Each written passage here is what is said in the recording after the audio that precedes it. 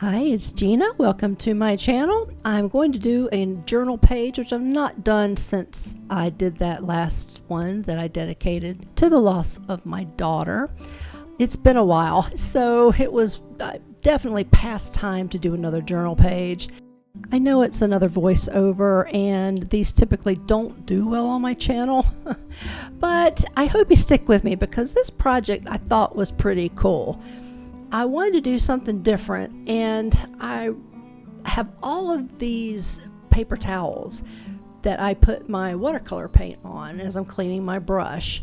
They were in the garbage right next to me, and I thought, let's see what we can do. And I just started pulling them out. I opened them up, and I did separate them because the paper towels I used are 2-ply, which is fine because it gave me more to work with. So as you can see, they're still pretty bright, even though I've pulled them apart, and I have a little bit of a tear right there, which I don't think I noticed at first and made it worse just then with my brush. But I will come back and deal with that after a while. But I thought this would be really kind of a cool background. It has all these different colors on it, and it just made me think of a natural environment, maybe a field full of leaves and flowers, and I don't know, I just thought let's just go with it. I'm using Mod Podge, which is the same mixture that I used in the previous video.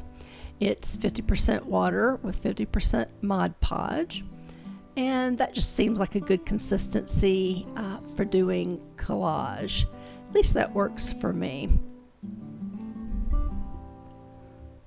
And here I'm just trying to lay it down and get a little bit of all the different pieces of paper towel with all the different colors in it, and try to create a background that's interesting and lively, and I think this works out pretty great.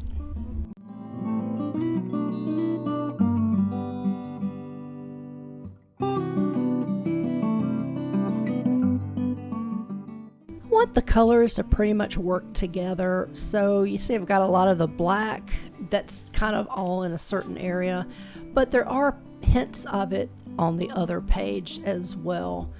So I was tearing some paper towel, and I'm also trying to figure out the spacing and just the best way to put everything on. And I take it off and I put it back on, and a paper towel is generally thick enough to do that if you do it quickly.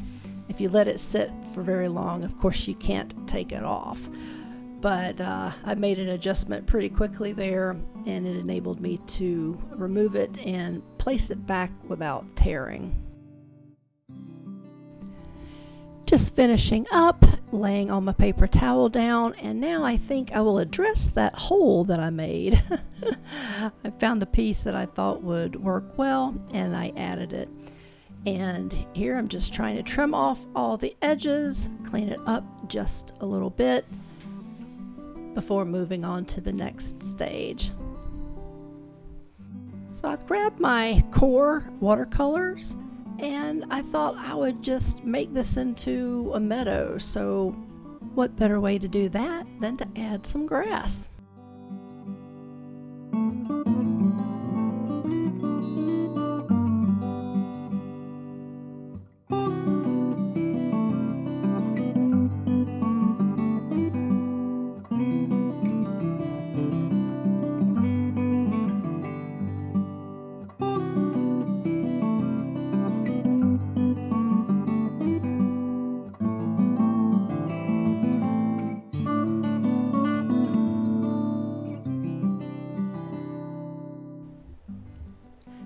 There's nothing like adding splatters. It's not like there's not enough color going on. I think my original idea was to add splatters and make them flowers, and I was going to connect them. But I changed my mind, and instead of adding flowers, I decided to add bees. This particular spot really gave me a hard time. I think there's a wrinkle in the paper towel right there. And typically that doesn't bother me, but if you're going to add watercolor, then you can expect it to just run. It'll run right down the wrinkle. And that's what kept happening. So I was getting a little frustrated. I took a break and did a bee somewhere else, and then decided to just let's back off away from that wrinkle and then add the other section of the bee at the bottom instead of trying to fix the one in the front. It's time to give them a little dry before I move on to my pens. These are glitter pens, and I will put the brand and the names of all the supplies in the description box below. I can't think of the name of them right now. I can tell you I got them at Lidl. So I thought it would be easier to use the pens rather than trying to use the watercolor to work on the bees. They're so small. So I darkened the black with the black glitter pen, added the yellow, and I used a gray glitter pen to do the wings, but they just didn't quite show up well enough, so I outlined them in black, which you'll see in just a moment. And of course added the legs. Can't have bees with no legs. I know bees typically have 6 legs, but it's just too many to draw, especially when the bees are so small. So 4 is going to have to do, 2 in the front and 2 in the back.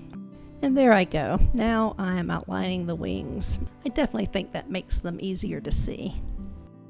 When I stopped and took a good look, I realized that my leaves, my grass, were just way too light. They'd really, I felt, got lost in all of the color and splatter and everything else. So I mixed up some indigo with sap green and made a much darker green.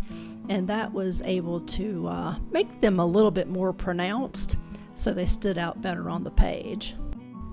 Here is a quick close-up. You can really see that texture from the paper towel. And I had a great time. I hope you enjoyed this video and it gave you some ideas. It gave me an idea for my next video, and this one will not be a voiceover. Here's some pictures so you can get a better look. Thanks so much for joining me, and I'll see you in the next video. Bye.